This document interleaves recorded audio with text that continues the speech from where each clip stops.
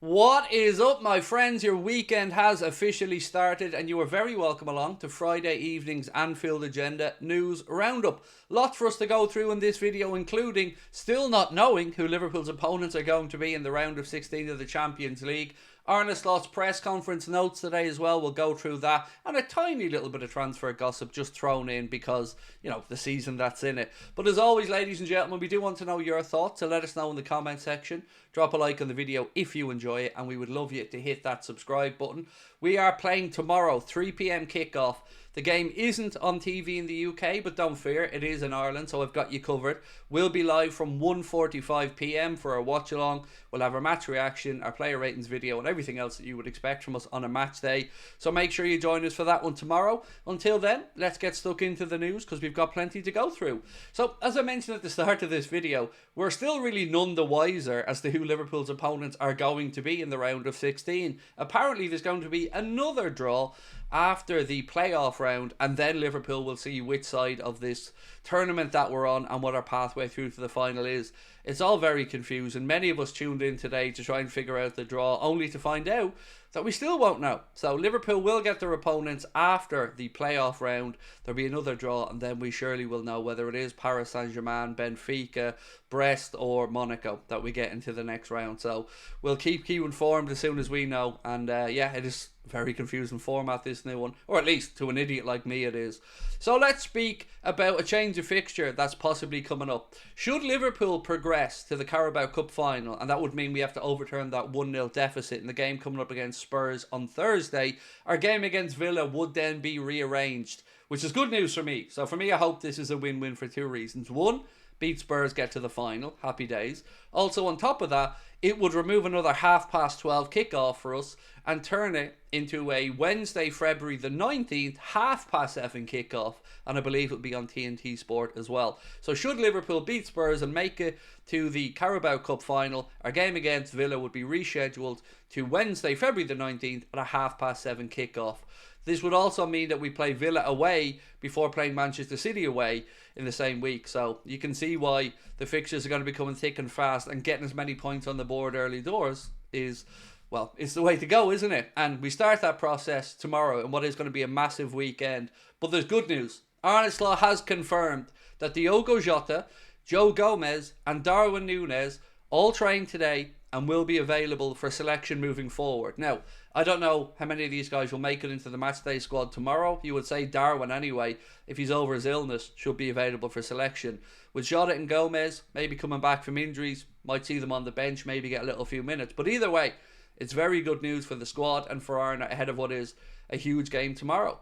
Now, speaking about this game tomorrow, obviously Richard Hughes is a big part of it, having been at Bournemouth before, and Arne Slot was giving him a little bit of praise about the work he did there. He said, "We speak almost on a daily basis. I asked him a few things on Bournemouth as well, but we have very good people who analyse Bournemouth. My relationship with him is very good." Speaking about Justin Kluivert then and the work Richard did to bring him in, he said on Kluivert, "He's one of the many examples Richard deserves a lot of credit for. You need quality, and that's what Richard Hughes bought there." That last word there kind of made me chuckle a little bit. It'd be nice if we start doing some buying here as well. Arne also speaking on Bournemouth said this: "They have a lot of quality, created by Richard Hughes, of course, and he hired a fantastic manager there as well in Iriola. And look, the job Iriola is doing at Bournemouth deserves lots of praise. It's been absolutely phenomenal.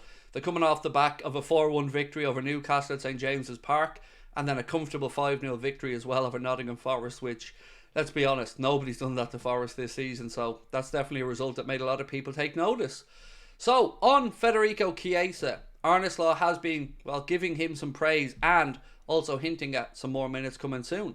He said he's ready for more minutes in the Premier League. Big compliment for how hard he's worked and the performance staff as well to get him to the level he's at. So, good. Good to see that Federico impressed the manager midweek. Good, yes, we didn't win the game, but he did put in a good performance. And now Arne Slot believes that there will be more Premier League minutes coming up soon for Federico, which I think everybody will be glad to hear. Speaking about Mohamed Salah and the Saudi rumours, which by the way aren't going to go away.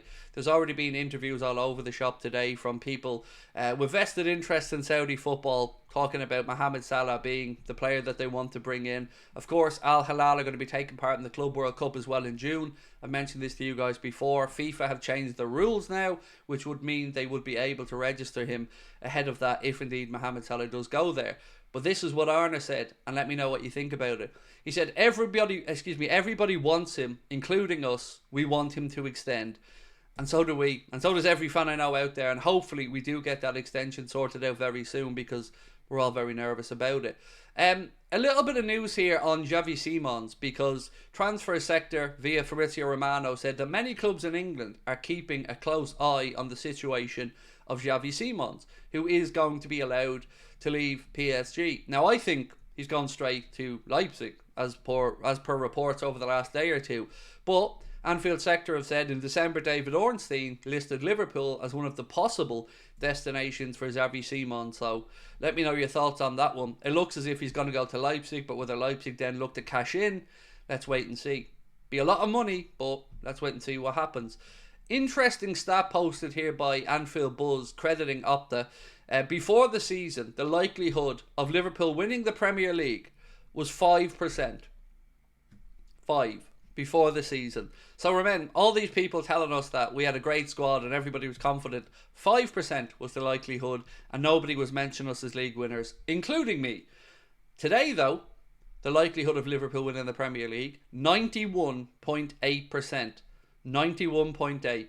I'll take that.